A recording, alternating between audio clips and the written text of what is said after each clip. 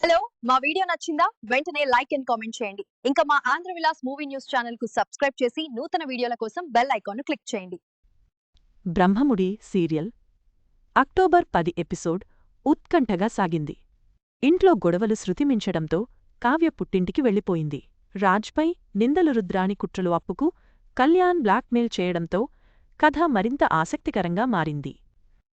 Brahmamudi serial ఈరోజు ఎపిసోడ్లో ఇంకోసారి ఇంట్లో గొడవలు జరిగితే తాను వెళ్ళిపోతానని ధాన్యలక్ష్మి అంటుంది. దాంతో బాగా ఆలోచించిన కావ్య ఇల్లు వదిలిపెట్టి వెళ్ళిపోతుంది. ఆ విషయం తెలిసి అంతా రాజును తిడతారు.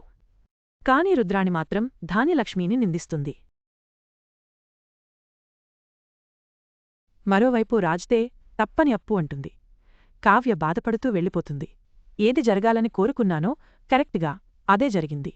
ధాన్యలక్ష్మికి చిన్న నిప్పు పెట్టగానే కుటుంబం మొత్తాన్ని తగలబెట్టేసింది. రాజ్ ఏ నిర్ణయం తీసుకుంటాడో చూడాలి అని రుద్రాణి అనుకుంటుంది. అప్పుకు కళ్యాణ్ జ్యూస్ తీసుకెళ్తాడు.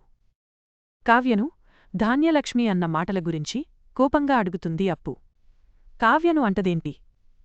బిడ్డను తీసేసుకోమంటే ఏ తల్లి అయినా అలాగే చేస్తుంది.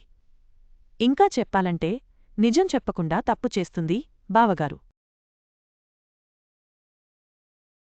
ఆయన చేసిన దానికి మా అక్కను అంటదేంటి అని అప్పు అంటుంది. ఇందులో నిజానికి తప్పు నీది. నువ్వు కరెక్ట్ టైంకి ఫుడ్ తీసుకుని ఉంటే అమ్మ అలా చేసేదా? ఒక రకంగా ఈ గొడవ జరగడానికి కారణం నువ్వే అని కళ్యాణ్ అంటాడు. కరెక్టే, ఏడుస్తూ ఉంటే లాభం లేదు. ఏం జరిగినా సరే అక్కకు నిజం చెప్పేస్తాను అని అప్పు వెళ్లబోతుంటే కళ్యాణ్ ఆపుతాడు. ఒక రకంగా అన్నయ్య నిర్ణయమే కరెక్ట్ అనిపిస్తుంది. వదినకు తెలియకుండా అన్నయ్య అబార్షన్ చేయిస్తే సమస్య తీరిపోతుంది.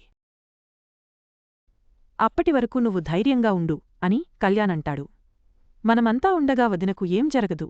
కాని నువ్వు ఈ జ్యూస్ తాగలేదని తెలిస్తే మళ్లీ వదిననే అమ్మ అంటుందని కళ్యాణ్ అంటాడు. ఏంటి బ్లాక్ మెయిలా అని అప్పు అంటే, సరే నీ ఇష్టం అని కళ్యాణ్ వెళ్ళిపోతుంటే ఆగు అని జ్యూస్ తాగుతుంది అప్పు. రాత్రి ఒంటరిగా కూర్చుని జరిగిందంతా తలుచుకుంటూ బాధపడుతుంది కావ్య. బెడ్రూంకు కావ్య వెళ్తుంది. రాజ్ పడుకుని ఉంటాడు. ఇంట్లోంచి వెళ్ళిపోతున్నట్లు లెటర్ రాసిపెట్టి కావ్యరాత్రి వెళ్ళిపోతుంది.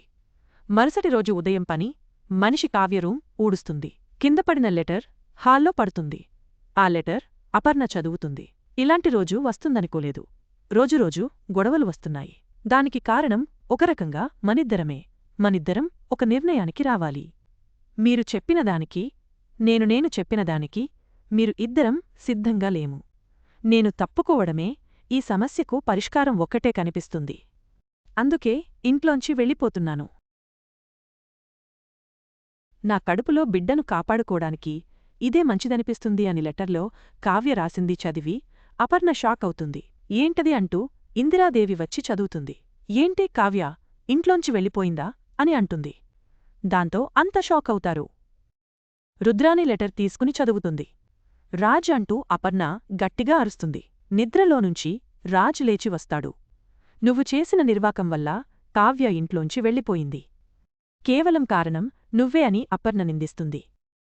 ఈరోజు తను ఇలాంటి నిర్ణయం తీసుకుందంటే నువ్వు ఎంత బాధపెట్టి ఉంటావో అర్థమైందా అని ఇందిరాదేవి తిడుతుంది. రాజ్ ఒక్కడే చేసినట్లు అంటారేంటి?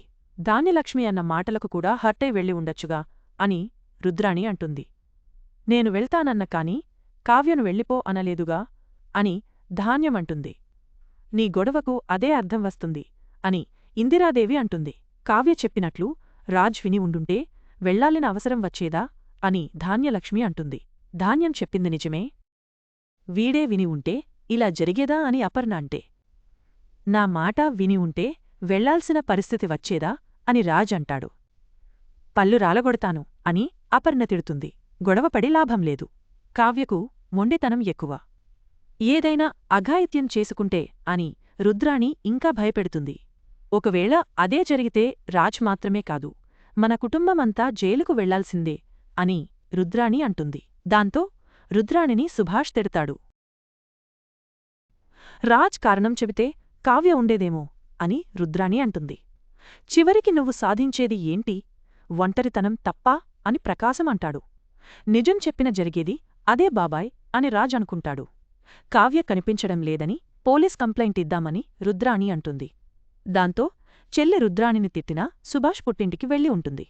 కనకంకు కాల్ చేయమని అపర్ణకు చెబుతాడు. మరోవైపు పుట్టింటికి కావ్య లగేజ్తో వెళ్ళిపోతుంది. ఏంటే ఒక్కదానివే వచ్చావ్? అల్లుడుగారు ఎక్కడా అని కనకమడుగుతుంది. నాకు ఏ తోడు అవసరం లేదు. అడ్డమైన ప్రశ్నలు ఆపి టిఫిన్ చేయు అని కావ్య అంటుంది. ఇంట్లో ఏమైనా మాట అనుకున్నారా అని కనకమడిగితే తల్లిపై కోప్పడి అరుస్తుంది కావ్య.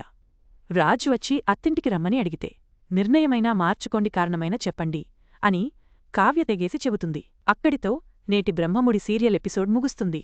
మొత్తంగా బ్రహ్మముడి తాజా ఎపిసోడ్ కుటుంబ కలహాలు, అపార్థాలతో నిండి ఉంది. కావ్య ఇంటిని విడిచి వెళ్లడం కథలో కీలక మలుపు.